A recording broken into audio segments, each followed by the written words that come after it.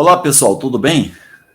Estamos aqui hoje, dia 14 de abril de 2022, aliás, 15 horas e 39 minutos, horário de Brasília.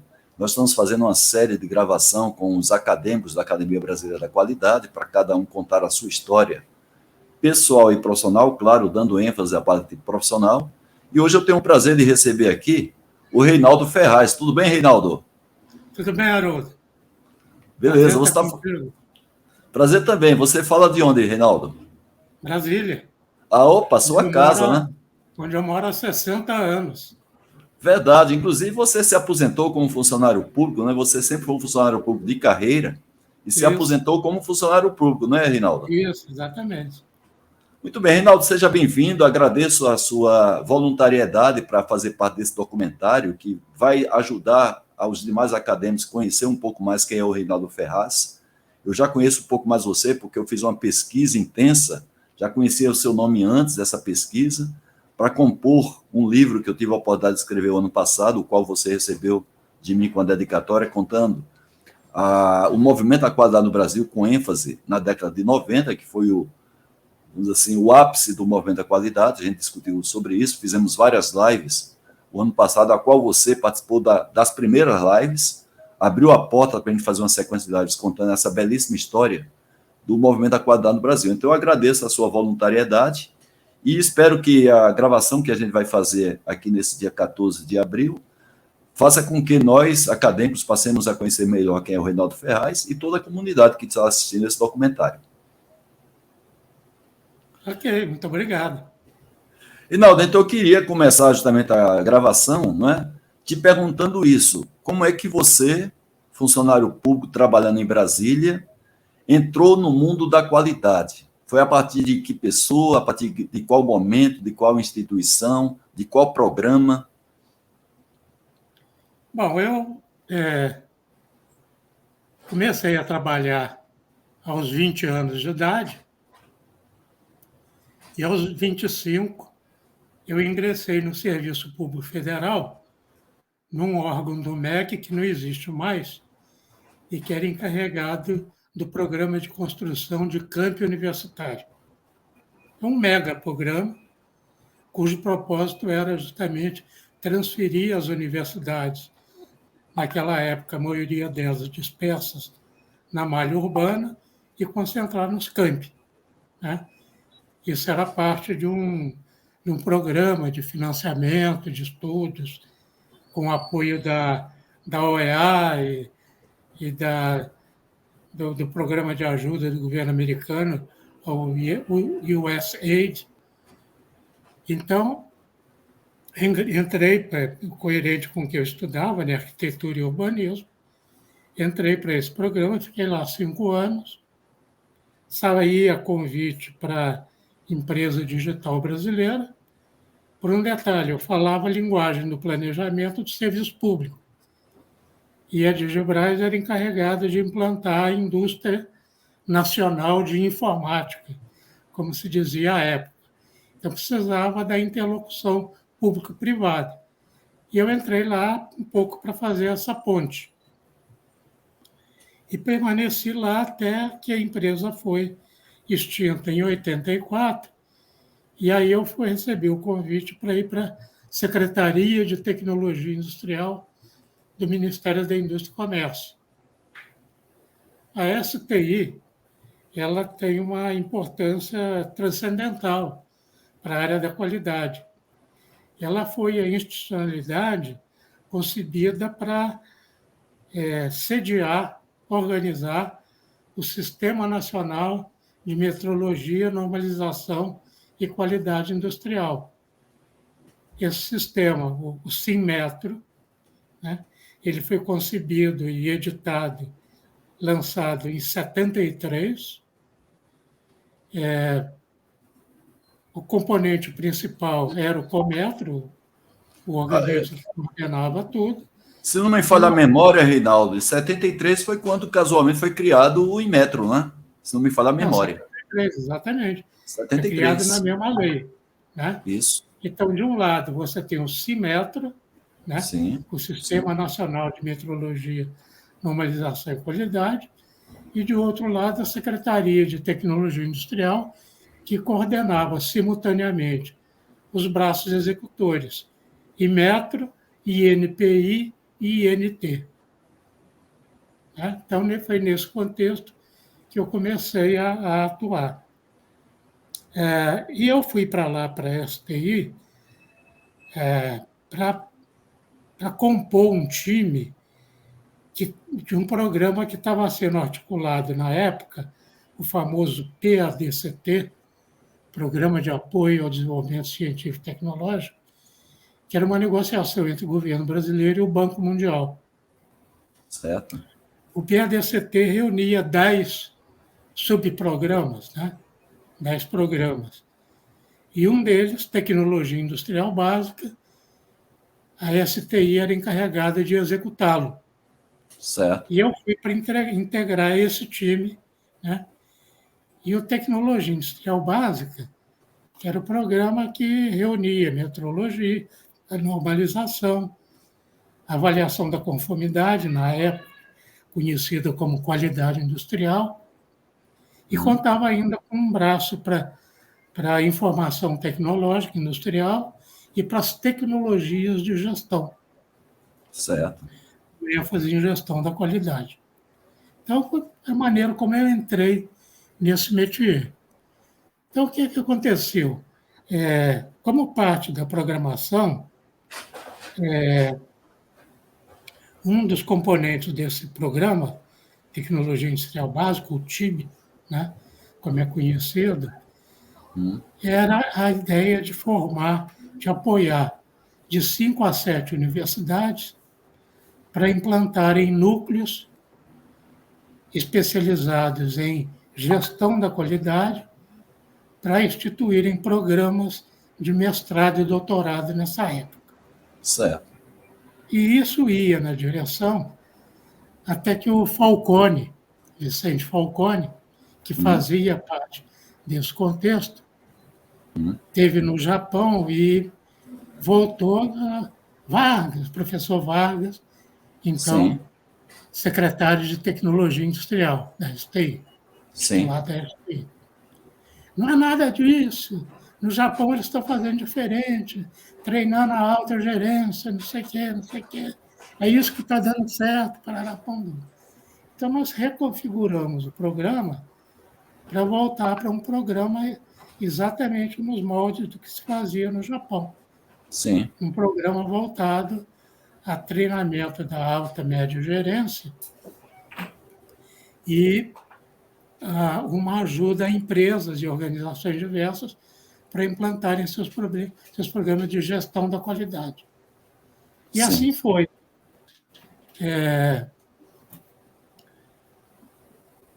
Nós reconfiguramos o programa, e decidimos que seriam feitas 3 coisas. Uma coisa seria patrocinar o primeiro livro de gestão da qualidade no Brasil. Sim. Na verdade, a ideia era fazer 3 livros. Explico em seguida por quê. A outra ideia, por conta disso, tendo um livro, era montar um programa de capacitação de pessoas, de empresas e outras entidades públicas e privadas em gestão da qualidade. Ok. E depois, o projeto, que é o PEGQ, Sim. Projeto de Especialização em Gestão da Qualidade, ele teria também um componente de apoiar essas organizações na introdução dos seus programas de gestão da qualidade, essas empresas ou organizações. Certo. A ideia dos 3 livros nasceu por conta de um detalhe. Nós escolhemos para implantar esse processo 3 entidades diferentes que tinham histórias diferentes em relação à qualidade.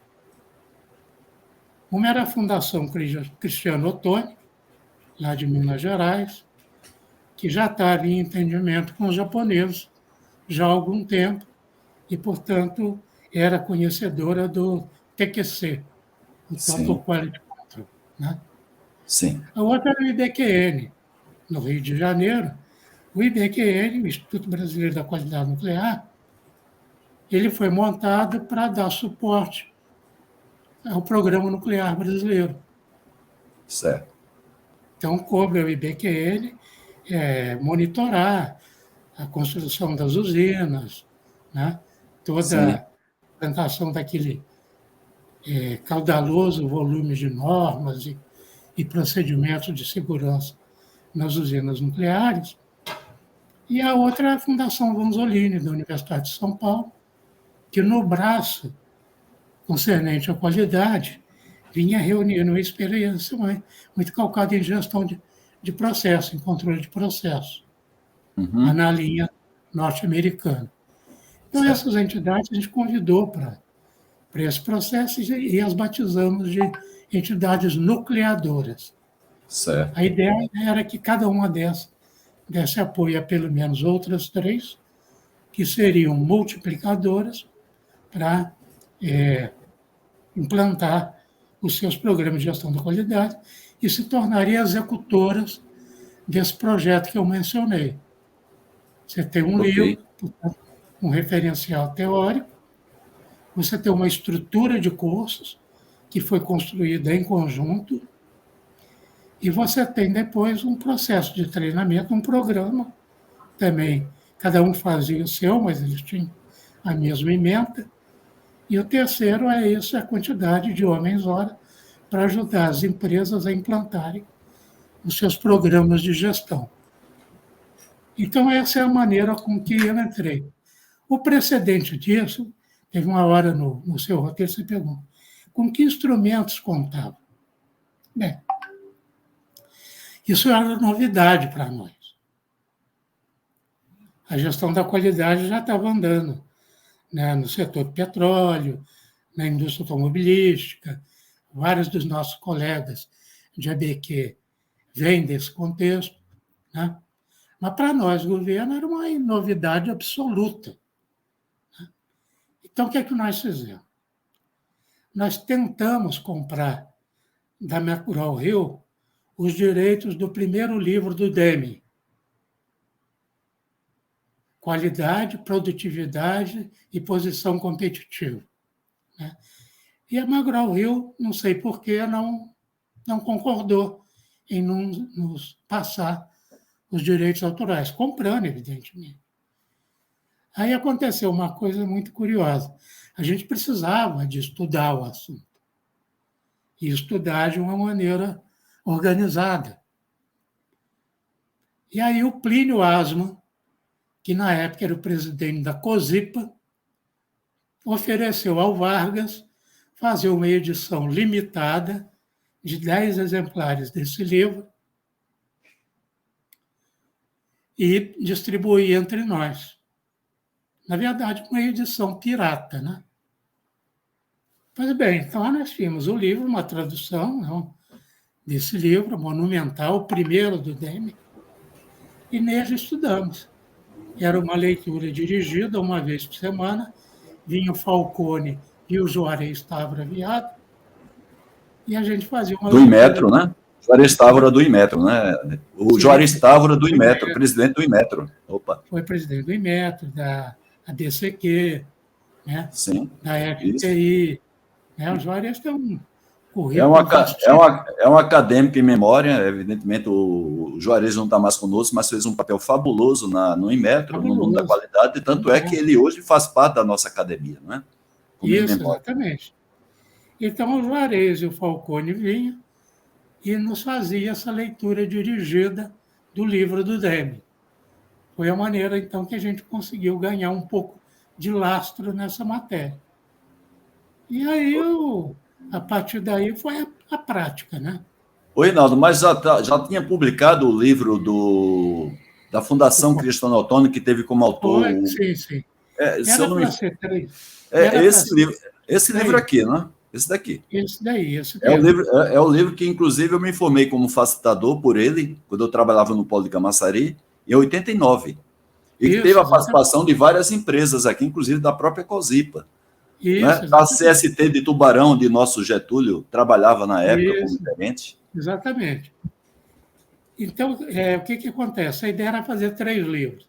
Já que eram 3 nucleadoras, cada Sim, uma faria um livro. certo. A Cristiano IBQN, Vanzolini e Cristiano Ottoni, de Minas Gerais. a Cristiano Vanzolini, Ottoni, Vanzolini, que pertence aqui à USP, de São Paulo, é a fundação ligada à isso. USP, né, E o IBQN, lá no que Rio era de a Janeiro. qualidade baseada em normas. Né? Sim, sim, Então, você tinha aí as 3 vertentes da qualidade. Né? Por sim, razões diversas, acabou que o que ficou pronto a tempo foi o livro do Falcone, esse aí que você mostrou. sim. Né? Um livro E se você... fabuloso, né? Inclusive, para mim é uma Bíblia até hoje, eu guardo com muito carinho. Até hoje. Tem a dedicatória aqui do Falcone, que eu tenho aqui com muito carinho guardada, né? Essa dedicatória deu para mim aqui em 92, deixa eu colocar aqui, ó. Belo Horizonte. Nesse dia, esse dia, inclusive, se não me falha a memória, no dia anterior, foi um dia do impeachment do Fernando Collor de Mello, que a gente estava lá no evento da Cristiano Ottoni, lá em Belo Horizonte. O Falcone lançou aquele livro dele chamado Gerenciamento da Rotina, e fomos a uma churrascaria para confraternização, e parece que no dia anterior, se não me falha a memória, foi o dia do impeachment do Fernando Collor de Mello. Aqui está datado de 29 de setembro de 92, não sei se foi por aí. Por aí. O impeachment do Fernando Collor de Mello. Isso, exatamente. E aí, o que acontece? Esse livro, ele foi objeto de um edital. Sim. Na época a gente operava, na época não, até hoje, né? Você opera mediante editais. Então, sim, ganhou a Fundação Cristiano Ottoni e a editora Bloch para editar o livro. Exatamente, muito bem. Né? Então, nós constituímos um comitê gestor, eu fiz parte dele, e a gente acompanhou a confecção do livro desde o primeiro minuto. Sim. E se você reparar, sim, as lâminas que ele tem dentro, né? Sim. As figuras, as imagens. Eu estou mostrando aqui para o pessoal. Isso, exatamente. Elas foram feitas assim, sim, distribuída cada uma em uma página, para facilitar a cópia em transparência, exatamente. Como se fosse uma apostila, não é? Um material de treinamento, exatamente. Muito bacana. Então, quem quisesse podia desmontar o livro, verdade, fazer uma cópia em acetato dessas páginas, sim, e usar, né, para disseminação. A ideia era disseminar. Né? Sim, muito bem. Isso mesmo. E o papel é um papel de qualidade, é um papel tipo crochê, não é? O pessoal, claro, que está na gravação não percebe, mas é um papel tipo crochê, de alta qualidade. As marcações, inclusive, que eu fiz em Lumicola até hoje estão aqui, por conta da qualidade, tanto da tinta quanto do livro. Está aqui marcado ainda, olha só, vermelhinho. Isso, exatamente. Muito bem, viu? A memória sua está boa, viu, Ferraz? Está de parabéns. Então, foi aí que tudo começou. Então, o que aconteceu? Você tinha um livro, você tinha um programa de treinamento e essa possibilidade de agregar uma certa quantidade de homens-hora para ajudar as organizações a implantarem seus programas de gestão da qualidade total. E assim foi feito. E o projeto previa também Sim. que, de quando em quando, se faziam missões ao exterior, Sim. exatamente para que os que tivessem participado daquele programa de treinamento pudessem ter uma tinta, né? uma experiência no exterior. Então, Sim. convencionou-se que as idas ao Japão seriam organizadas pela Fundação Cristiano Ottoni, as idas à Europa pelo IBQN e as idas aos Estados Unidos pela Fundação Vanzolini. Sim, né? Isso. Eu fui na primeira delas, que foi uma missão ao Japão. Em que ano foi isso, Ferraz? A primeira missão que você foi ao Japão foi em que ano exatamente? 88. 88, né? Então, antes da publicação desse livro. Ele estava em confecção, mas o livro não tinha sido ainda, Isso, não estava sendo comercializado, né? Isso, exatamente. Né? Sim. Foi assim, 88, 89.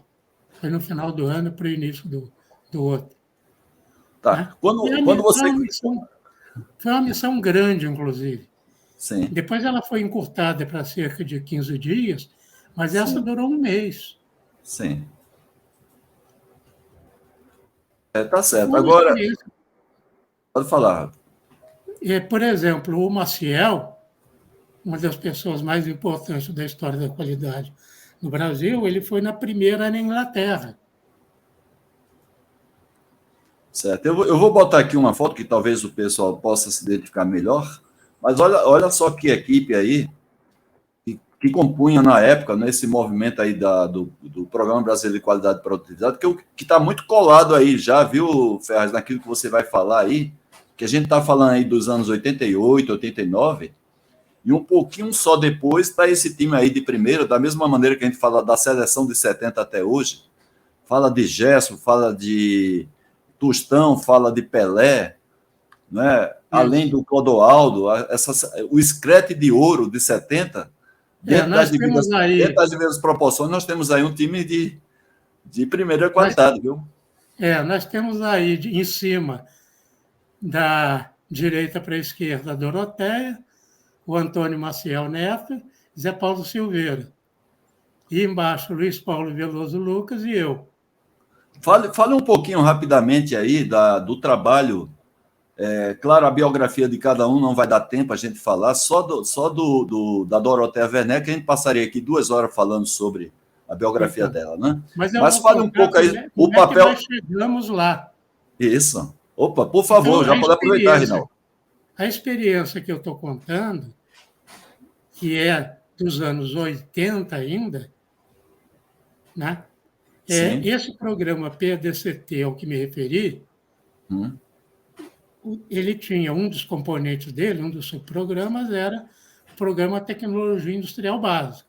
Sim. Então, desde 84, a gente estava implantando esse programa que tinha metrologia, normalização, na época se chamava qualidade industrial, hoje avaliação da conformidade, e formação tecnológica e tecnologia de gestão. Sim. Quando veio o PEGQ, portanto, ele nasceu disso, né? Então, em 88, ele já estava fazendo os primeiros treinamentos, mas desde 84 já estava se investindo na metrologia, na normalização, na certificação, né? Então, quando veio o PBQP em 90, essa infraestrutura já estava começando a ser montada, organizada, expandida. E essa base que você está falando, tem esse cidadão aqui que eu acho uma pessoa que foi vital para isso, né? Verdade ou não? Grande amigo seu até hoje, né? Uma pessoa que foi fundamental enquanto secretário do Camilo Pena, depois ministro. Isso, né? Foi secretário da STI, depois ministro da Ciência e Tecnologia, depois ministro das Minas e Energia. Certo. E hoje, né, Ferraz? Hoje o Inmetro é o que é devido ao professor Vargas. Foi ele que implantou. Isso, o Metro ele foi fundado só no papel e foi o Vargas que tirou o Inmetro do papel isso, exatamente. A importância que tem até hoje, que tem um respaldo até internacional, não é? O Inmetro foi criado em 73, mas ele não foi implantado. Então, o professor Vargas, em 79, decidiu implantar. Sim. Né? Sim. Então, quem de fato implantou a estrutura foi o professor Vargas. Sim. Hoje, muito com 94 anos, né? Sim. De vez em quando eu tenho o prazer de falar com ele. Isso, uma influência muito grande que ele teve, inclusive, no estado de Minas Gerais, ao longo de todo o tempo, exercendo cargos. Exercendo cargos de tecnologia, foi presidente do CETEC, né? Formou um monte de gente, né?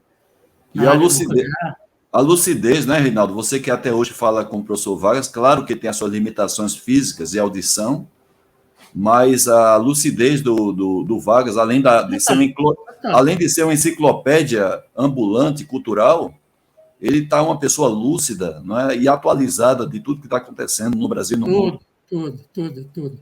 Antenado em tudo. Sim. Né? Mas então, o que aconteceu? Quando o PBQP começou, em 90, essa parte de infraestrutura da qualidade eu já estava andando. Certo. Tanto é que o PBQP foi concebido dentro de uma estrutura matricial. Um dos temas era RH, outros temas era gestão, outro tema era infraestrutura laboratorial. Tudo isso já estava começando a ser feito. Agora, viu, Ferraz, apesar de você comentar isso, mas essa relevância que a qualidade passou a ter na parte da gestão da qualidade, né, a gente tinha essa base técnica que sem metrologia, conforme falava o próprio professor Vargas, sem metrologia você não tem qualidade. Você tinha toda essa base técnica da qualidade, mas a parte gerencial, eu acho que o PBQP deu essa relevância gerencial junto com o trabalho da própria Fundação Cristiano Ottoni, que teve uma atuação muito forte junto ao meio empresarial, né, as empresas privadas. Depois, claro, as empresas públicas também, as instituições públicas tiveram, mas essa base que acontecia antes era mais uma base técnica da qualidade, não é, Ferraz? Sem dúvida. A percepção da gestão, o próprio professor Vargas teve lá atrás, né? Sim. Quando ele pediu ao Vicente Falcone que fosse junto com Evandro Mirra, outro acadêmico em memória, Opa, isso. Né, ao Japão, ele fez uma formulação interessante. Vamos ver o que está acontecendo, porque a tecnologia gerencial, olha a palavra, a tecnologia gerencial está tendo mais importância do que as tecnologias duras de produto e processo. A terminologia que ele usava, né? Veja as palavras, né? Sim. E é exatamente isso. Foi quando o Falcone voltou e falou: Vargas, não é nada disso, eles estão treinando a média gerência, não sei o quê. Né? Então, quando entrou o PBQP, essa infraestrutura já estava acontecendo de forma organizada, né? Sim. E esse programa, eu coordenei ele durante quase 25 anos. Sim. Foi feito um livro, né? Para comemorar os 20 anos. É um livro interessante, importante. Estou colocando aí Evandro Mirra, né? O pessoal confunde Evandro, mas é Evandro Mirra. Faleceu, infelizmente, mas faz parte da nossa Academia Brasileira da Qualidade. Nossa, faz. O Evandro foi mestrando e doutorando do Juarez, imagina. Juarez Távora. Tá certo. Juarez Távora veado. Tá certo. Mas pode continuar, por favor, a sua narrativa aí em termos cronológicos, por favor, Ferraz. Não, a ideia, o que aconteceu? A qualidade não era uma novidade no Brasil. Você tinha a experiência da Petrobras, você tinha a experiência do setor automobilístico. Aqui e ali você tinha determinados grupos que se dedicavam bastante ao tema. Algumas dessas pessoas vivem ainda. Sim. Nós temos várias delas na academia. Sim. Mas o que o PEG fez de interessante foi disseminar. Sim. O abrigo do PBQP foi disseminar. Sim. Tá? Então, esse modelo diagnóstico, treinamento e implantação, que era o modelo PEGQ, ele foi implantado em dezenas, centenas de organizações públicas e privadas. Né? E missões ao exterior. Eu disse que fui na primeira ao Japão, depois eu fui na primeira aos Estados Unidos, mas numa outra vertente de qualidade na educação. Sim. A Fundação Cristiano Ottoni fez um acordo com a Penn State University e durante 5 anos nós mandamos missões de educadores brasileiros para conhecer as experiências deles em gestão da qualidade nas escolas. Sim. Então, ao todo, foram mais de 30 missões ao exterior. Certo. Agora, quem quiser se interessar um pouco mais pelo PBQP em termos de literatura, nós temos literatura, eu acho que o próprio Wilcon, no livro dele, ele fala sobre de maneira até detalhada, sobre esse trabalho do PBQP. Eu consultei, inclusive, o livro do Wilcon para poder gerar o livro que eu publiquei o ano passado, chamado Anos 90, a década da qualidade no Brasil, o qual você faz uma narrativa nesse livro, comentando alguns aspectos que você também está comentando aqui nessa entrevista, mas são fontes de referência para quem quiser se aprofundar um pouco mais, para conhecer esse belíssimo movimento do Programa Brasileiro de Qualidade e Produtividade. Tem essas literaturas que eu estou colocando aí para vocês, né? Então, o livro Anos 90 e também o próprio livro do Wilcon Costa, que também é um nosso colega acadêmico, que tem uma passagem brilhante, inclusive pelo movimento de qualidade aqui em São Paulo, junto à Volkswagen, ciclos de controle de qualidade, não é? A própria ABCQ, o qual o Wilcon foi sempre uma pessoa atuante, e até hoje ele tem uma relação muito forte com a Associação Brasileira de Controle de Qualidade, né? Agora, eu queria que você comentasse aqui, claro, a gente tem vários resultados do Programa Brasileiro de Qualidade e Produtividade, mas no seu entender, se a gente tivesse que resumir naqueles que você considera mais relevantes, Reinaldo, que resultados foram esses obtidos por esse fabuloso programa? Olha, o PBQP teve seu ápice, né? E depois foi descontinuado progressivamente, tudo.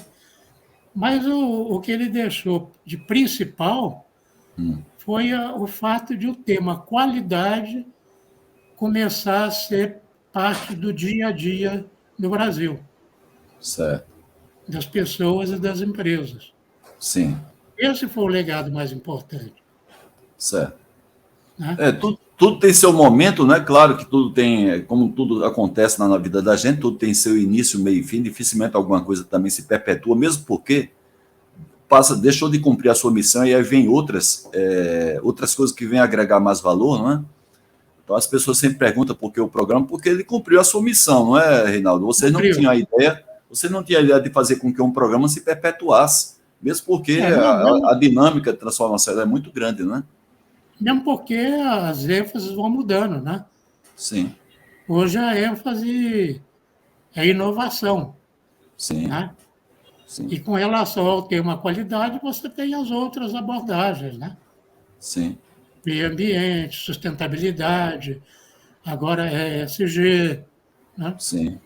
Então as ênfases vão mudando, né? Claro. Mas essas ênfases, elas não teriam tanta repercussão se lá atrás não tivesse ocorrido, não tivesse acontecido essa semente importante, que foi o Programa Brasileiro da Qualidade e Produtividade. Certo. A outra coisa que eu queria que você comentasse, você já fez comentários na live que eu fiz aí juntamente com você, quais são as lições que esse programa ele deixou que hoje, evidentemente, a gente fazendo a adequação para o nosso momento, Reinaldo, a gente poderia tirar de proveito como legado e como lição, que seria, evidentemente, adequado, seria, vamos dizer assim, apropriado para os dias de hoje. Em termos de mecanismo que você construiu esse programa, eu acho fantástico. A metodologia a gente não vai discutir aqui porque ela é muito rica. A live que eu fiz no dia 21 de junho de 2021, onde esses protagonistas estavam presentes, inclusive você, a gente discutiu algumas particularidades, né? Então, foi uma conjunção de fatores que fez com que esse programa fosse bem sucedido. Mas que lição a gente pode aproveitar que hoje poderia, quem sabe, em uma outra, evidentemente, outra metodologia, né, em outro ambiente, poderia ser aproveitado? Eu diria que o Brasil vai precisar de uma coisa desse tipo. Sim. O que aconteceu naquela época no quadro econômico? O Brasil optou, naquela época, início dos anos 90, por mudar o seu modelo de desenvolvimento orientado para a substituição de importações para um modelo de integração competitiva ao comércio internacional. Sim. Né? Então, essa foi uma mudança importante. A economia brasileira deixou de ser excessivamente protegida e passou-se a buscar uma integração no comércio internacional. Qual a palavra-chave para isso? Competitividade. E a competitividade é filha de quem? Da qualidade. Sim. E da produtividade. Não é isso? Sim, sem dúvida. Qualidade de um lado, produtividade do outro dão competitividade. É daí que o presidente, na época, Fernando Collor, lançou a famosa frase, né? Que os carros brasileiros seriam carroças, né? Isso mexeu com todo mundo. Com certeza. E o PBQP se apropriou disso para lançar a sua mensagem, né? Então, o PBQP foi um vetor, né, de implantação dessa nova política. Certo. Com relação, você falou do Fernando Collor de Mello, né? Se você tivesse que comentar de outros personagens que você considera assim vitais, é claro que quando a gente fala sobre isso, a gente seguramente vai esquecer alguém, vai cometer uma certa injustiça, mas também, em função disso, a gente também lembra alguns nomes que foram vitais nesse processo que você presenciou, que você testemunhou e que também você foi protagonista. Você falou aí a questão da decisão do Fernando Collor de tornar o Brasil mais competitivo a partir da própria abertura do mercado, mas não somente abrindo o mercado, mas também oferecendo instrumentos para que, principalmente, a indústria brasileira e os serviços fossem mais competitivos com essa abertura, e que outras pessoas, autoridades, você considera chave. A gente já falou aí do próprio professor José Israel Vargas, estamos falando com algumas pessoas do próprio Inmetro, é o caso do Juarez Távora Veado, né, que deu uma participação muito grande, mas que outras instituições, personagens, o Falcone é uma pessoa até hoje reconhecida, né, com relação a ser protagonista fortíssimo desse movimento. Que outros nomes você gostaria de lembrar, Reinaldo? Bom, a Dorothea Werneck, né, naturalmente, Sim, sim, que na época estava no Ministério da Economia, Fazenda e Planejamento, né, aquele sim, outro Ministério da Economia, do sim, governo Collor, que não é esse, né? sim. E aquela estrutura depois foi desfeita e voltou a ser antigo, Ministério da Fazenda, Ministério do Planejamento, etc. A Dorothea, então, estava por lá, o Antônio Maciel Neto, que é sempre uma referência importantíssima, o José Paulo Silveira. Ou seja, Né? vou botar aqui de volta os carinhas aí, porque você... Vou colocar aqui de novo, só um momentinho. A gente não ensaiou nada disso, viu, gente? É que eu estou fazendo as coisas à medida que o Reinaldo vai falando. Graças a Deus, Reinaldo, eu tento praticar o 5S aqui no meu notebook, então facilmente eu consigo coletar informações. Isso aí faz parte do primeiro e do segundo S, né?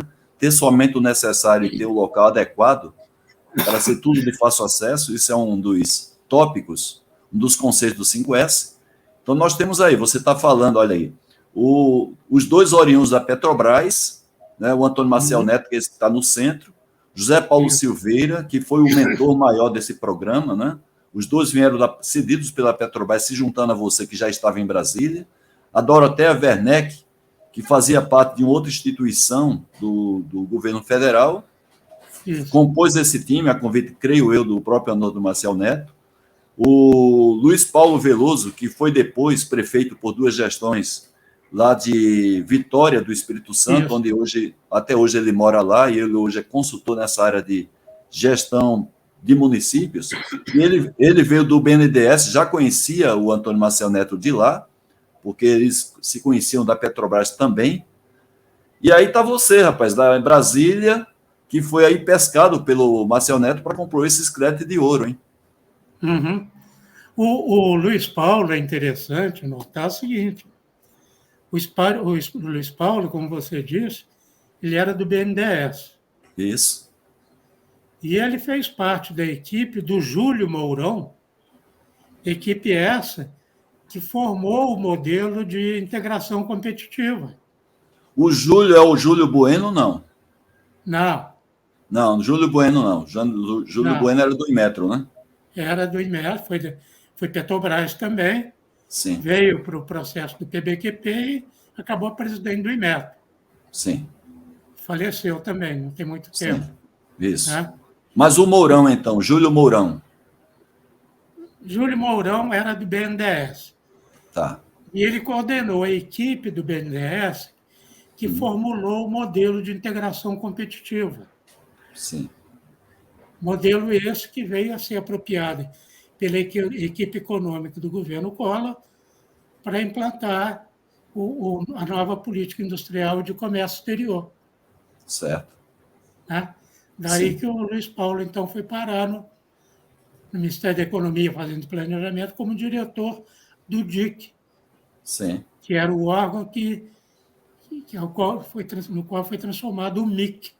Sim. Ministério de Indústria e Comércio virou Departamento de Indústria e Comércio. Sim.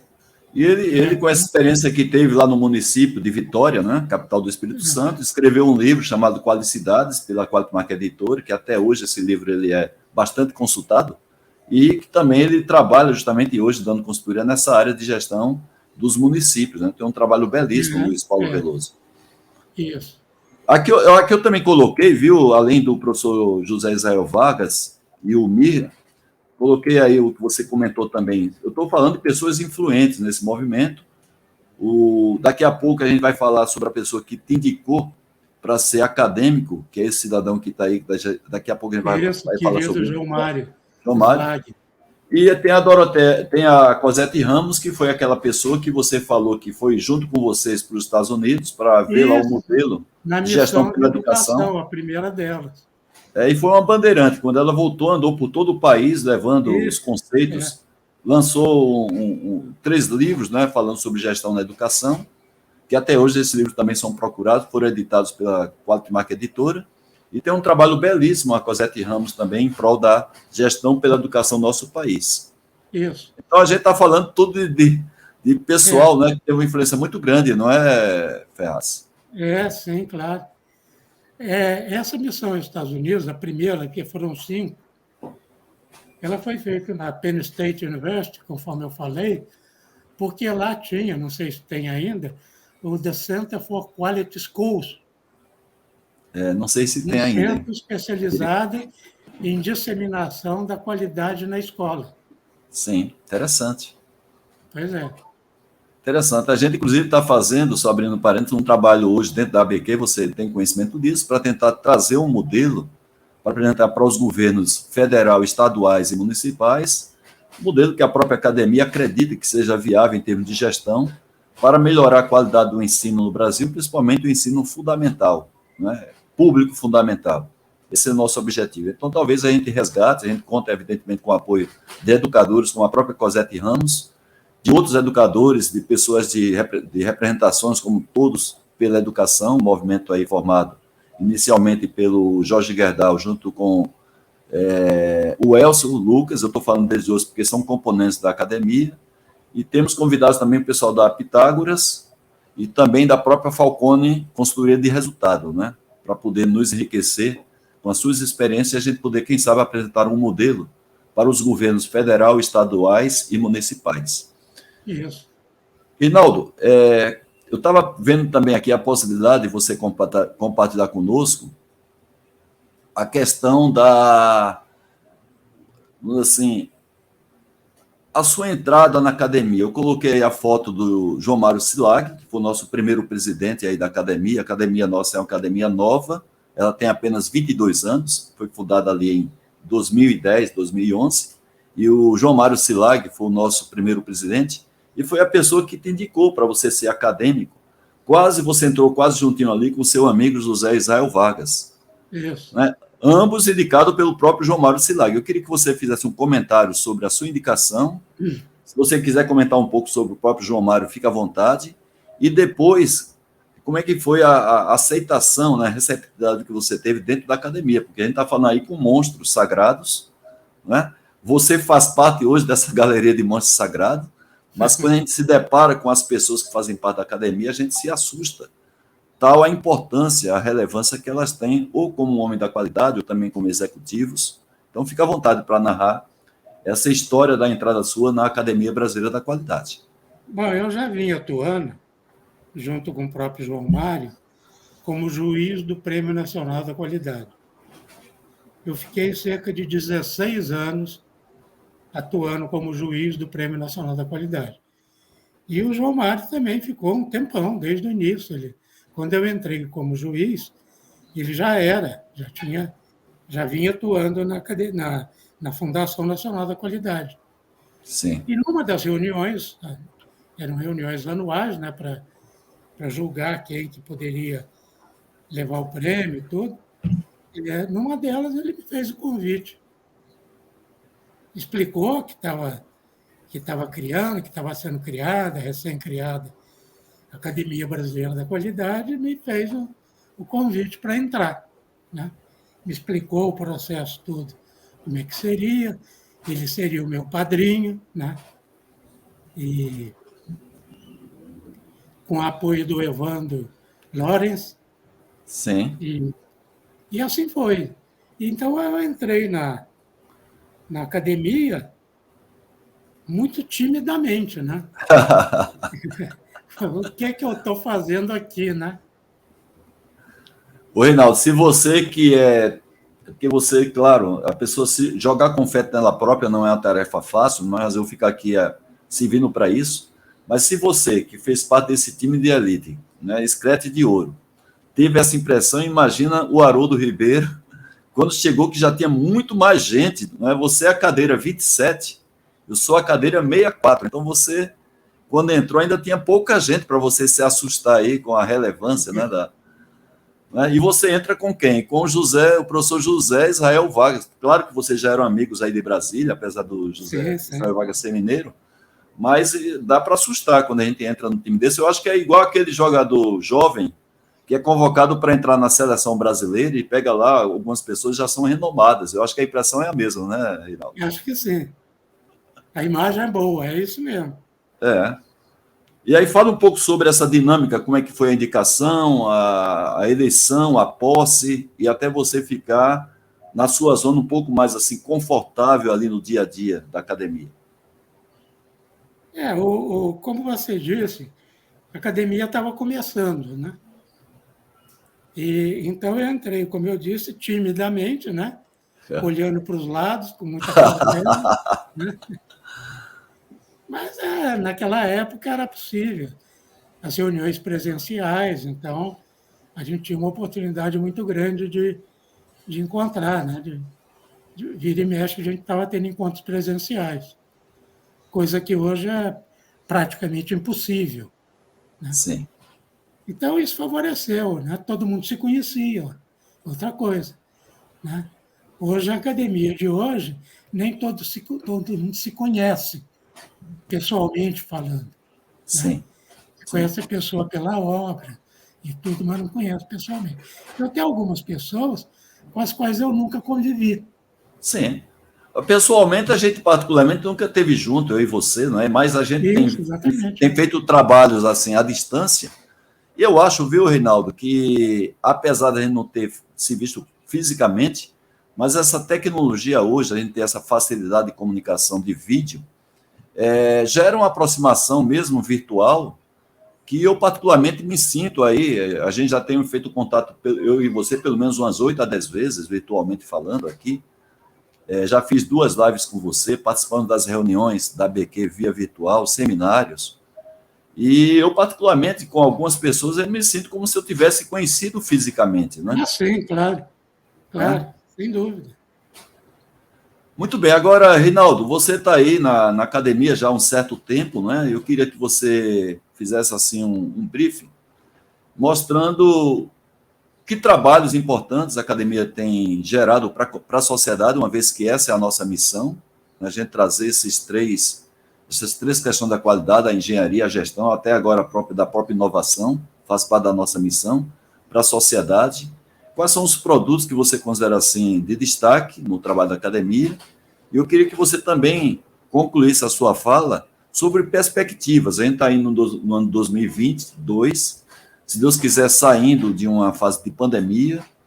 Estamos aqui em fase de uma eleição de uma nova presidência, sem querer politizar, mas é um ponto de inflexão e também de até dúvidas que a gente tem com relação ao que vai acontecer no nosso país. Para complicar a situação, nós estamos aqui falando dia 14 de abril de 2022, em plena invasão da Rússia, lá na Ucrânia, que a gente não sabe até a intensidade, a repercussão, a duração que isso aí vai trazer, que nos impacta seguramente. Então, eu queria que você, por favor, fizesse um resumo desses produtos da academia. Tem um que você, inclusive, participou diretamente, que é o livro, que você fez parte tanto de escrever o capítulo como da própria coordenação. E eu queria que você, portanto, para quem não conhece a academia, você ressaltasse os produtos principais gerados pela academia. A academia, ela veio, não digo ocupar um espaço, porque não havia esse espaço.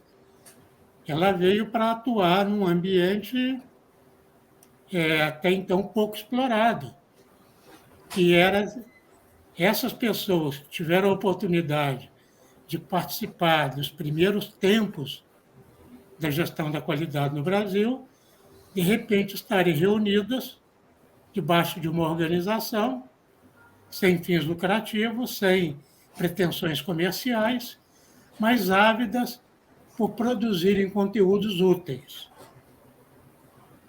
Eu vejo a academia isso muito claramente hoje assim, né?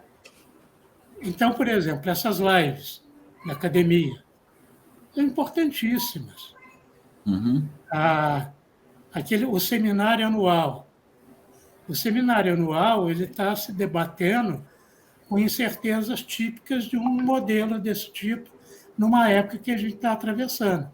Então, por exemplo, eu não faço parte da comissão organizadora, mas minha sugestão seria um tema, uma mesa, e não dezenas de mesas espalhadas por 2 dias. Né? Okay. Concentrar num ponto. E aí, nesse ponto, colocar todas as energias, todas as expertises. A gente tem um subgrupo da ABQ, aqui em Brasília, que são as pessoas da ABQ que moram em Brasília, e uma em Manaus, que é a Cássia. Certo. Né? Então, é a Doroteia, o Lombardi, o Bernardo Lins e eu, e a UDA. Que entrou agora, a UDA, que é do Sebrae Nacional, né, há muito tempo, cuida da parte toda de inovação. E a Cássia Branca, lá de Manaus. Sim. Então, nós mantemos aí uma live 2 vezes por semana. Opa, tá intenso essa live, hein, Rinaldo? Momentaneamente interrompida, porque o Bernardo está acompanhando a esposa em tratamento de saúde em São Paulo. Mas a gente tem discutido algumas ideias para a ABQ, e uma ideia nossa é sugerir que a ABQ se transforme num grande think tank. Ok. Né? Sim. Um grande canal de reverberação, né? Sim. Capaz de produzir conteúdos que possam ser úteis para a sociedade como um todo.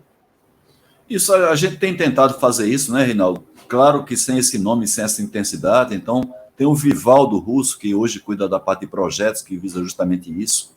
A gente está aí com esse grupo relacionado à educação, pretendemos, inclusive, esse ano ainda, que é um ano de eleição, trazer propostas para os presidenciáveis sobre a nossa visão, inclusive trazendo o apoio ou apoiando outras instituições também que não têm nem fins lucrativos e são apartidárias. É o caso do Movimento Brasil Competitivo, a Fundação Nacional da Qualidade, o Todos pela Educação. São todos movimentos que têm, cada um a sua missão, mas podem convergir no intuito da gente ter um Brasil melhor, um Brasil tanto que dê condições para que as pessoas possam ter a sua qualidade de vida. Um instantinho. Ok, pode ser.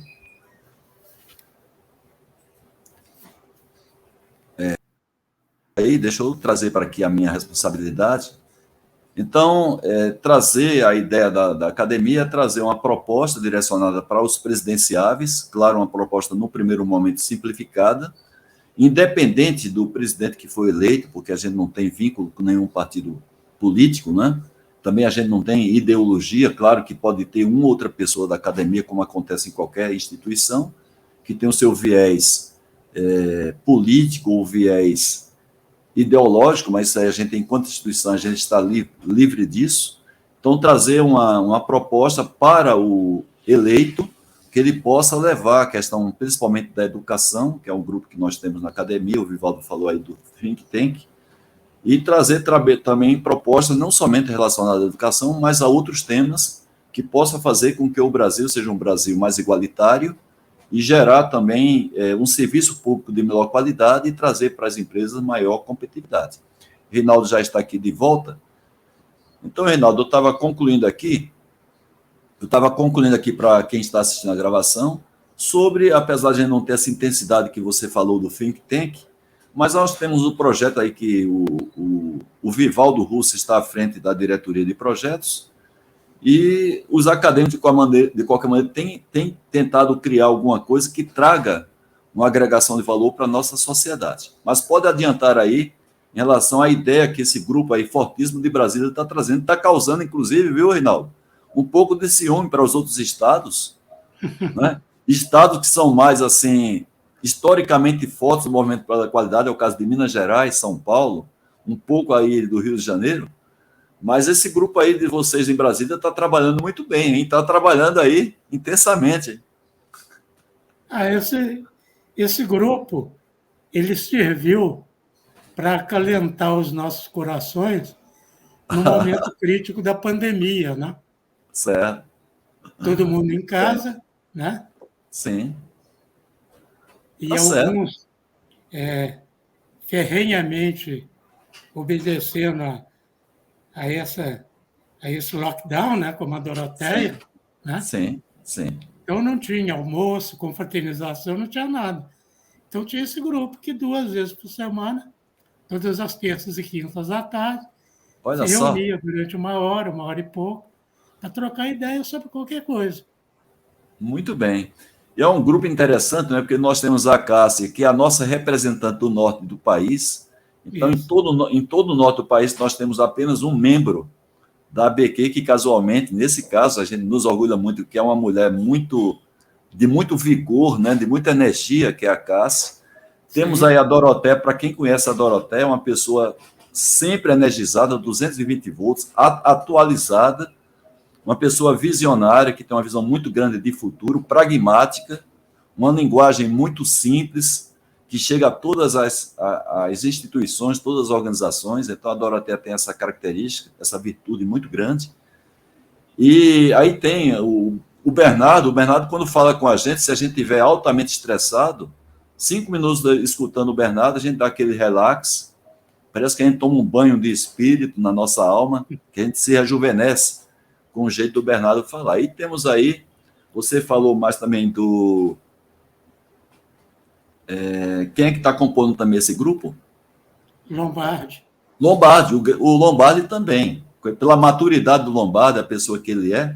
Então você está num grupo privilegiado, o qual você também faz parte dessas virtudes, viu, Reinaldo? Então, de parabéns aí. Eu acho que o pessoal da academia desconhece esse grupo em termos de intensidade de trabalho, vai ficar com ciúme quando vê essa gravação, hein?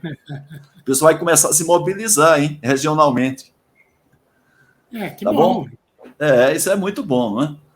Reinaldo, eu queria primeiro agradecer a você por essa contribuição que você está dando dentro da academia, a contribuição que você deu ao nosso país enquanto mentor aí do PBQP, junto com essas feras que nós apresentamos, o trabalho que você fez na Fundação Nacional da Qualidade, em Metro, a amizade que você tem, que nos orgulha com o professor José Israel Vargas, nos deixa muito feliz, que também é um acadêmico e continua uma pessoa atuante, lúcido, né? E agradecer pela sua disposição em fazer esse documentário. Vamos ver se assim outros acadêmicos também se encorajam para dar o seu testemunho.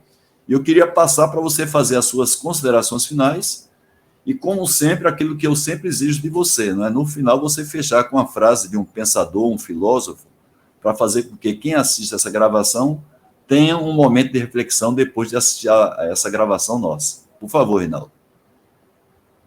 Haroldo, primeiro parabenizar você por ter dado essa energia à Academia Brasileira da Qualidade.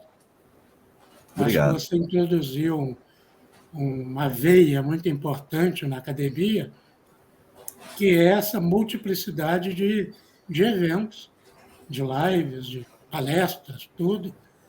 E essa sua busca incansável pela organização de ideias, pela clareza na transmissão de ideias, tudo isso é uma contribuição pessoal sua que vem engrandecendo a BQ enormemente. Então, isso é muito bom e é um prazer, de vez em quando, estar colaborando com isso, né? É impressionante a energia que você trouxe para a BQ, realmente digna de nota. E é isso, acho que nós somos um grupo de pessoas, a essa altura um pouco entrado nos anos, né? Mas que viveram experiências importantes que podem ser úteis, né? A experiência, diz o Pedro Nava, o grande escritor mineiro, né? que a experiência é como um farol montado na traseira de um carro numa noite de chuva. Ou seja, não presta para nada, mas presta. Né? Mas presta. Né? A experiência é uma coisa muito importante. O Milor Fernandes dizia o seguinte, né? Que perguntaram para ele uma vez, que conselho você daria para os velhos? E ele falou, envelheçam. Tá certo, Jovens, opa. aliás, desculpe. Para os jovens. Que conselho daria para os jovens? Envelheçam. Envelheçam porque um padeiro de 70 anos, e só por ter 70 anos, ele vale muito mais do que 2 PhDs de 35. Bacana. Reinaldo, fechamos aí, como sempre, né? Você, 2 pensamentos interessantes, né? O do mineiro, e eu acho que o Milor é carioca, se não me falha a memória, não sei bem. O Milor Fernando deve ser carioca. Mas vamos fechar com esses 2 pensamentos, ou você quer fechar com algum grande filósofo? Eu sempre gosto, já devo ter mencionado em outras ocasiões, uma frase que eu aprendi coordenando um programa no Ministério, do qual eu nem falei, o Programa Recursos Humanos para Áreas Estratégicas, na parte concernente à TIB. Né? E era um programa muito flexível. Né? Depois trataram de enrijecer um pouco e não ficou tão legal. Mas ele era muito flexível, então ele serviu muito. Né? E havia uma pessoa que era uma espécie de coordenador geral, porque, de novo, eram várias áreas. Né? E aí essa pessoa falou o seguinte, não se esqueça do pensamento do Fernando Pessoa. Opa! Tudo Nossa. vale a pena se a alma não é pequena. Muito bem. O Fernando Pessoa, nosso Patrício, né? Então, uma pessoa fantástica. E essa frase dele, né, Reinaldo, ele é aplicável em várias situações, né? Então, todas as situações. Né, em várias situações, todas as situações, muito bem colocado aí por você, para a gente fechar essa gravação. Então, Reinaldo, são 16 horas e 41 minutos, tivemos aí 1 hora e 2 minutos de gravação, nós nos propomos a isso, para que também não fique uma gravação muito extensa e desmotive as pessoas a assistirem, porque hoje em dia as pessoas, primeira coisa quando assistem um vídeo, é ver a duração do vídeo, né? Mas foi uma hora que eu acho que é como aquele livro da Agatha Christie. Aliás, os livros da Agatha Christie, você não consegue ler somente um capítulo, né? Enquanto você vamos dizer assim, não dilacerar o livro inteiro da Agatha Christie, você não consegue ficar satisfeito. Não vai parar, isso mesmo. Eu li quer dizer, a grande maioria dos livros da Agatha Christie tem essa característica, né? Inclusive eu recomendo sempre, porque são livros muito inteligentes, né? E que levam a gente à criatividade, a gente imaginar as coisas, e são livros muito motivantes a gente continuar lendo. Assim mesmo é uma live como essa, uma gravação como essa que eu fiz com você. Reinaldo, nossos agradecimentos, desejo a você boa sorte, estaremos aí, enquanto Deus permitir, conectados, inicialmente dentro da ABQ, mas nada impede que a gente faça algum contato também fora da academia. Grande abraço para você, uma boa tarde, fica sempre com Deus. Sempre com Deus.